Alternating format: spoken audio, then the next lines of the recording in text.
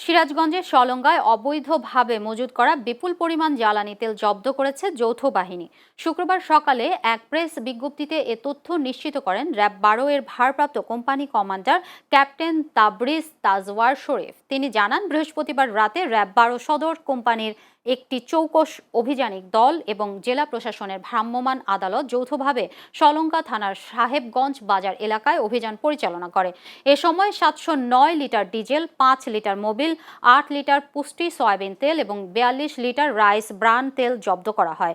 অভিযানে অবৈধভাবে জ্বালানি মজুতের দায়ে দাঁতপুর গ্রামের আব্দুস সালামের ছেলে জাহাঙ্গীর এবং বাসিদেবপুরের গ্রামের আনিসুর রহমানের ছেলে ইউনুসকে ২ মাসের বিনাশ্রম কারাদণ্ড ও ১০০ টাকা করে অর্থদণ্ড প্রদান করা হয়।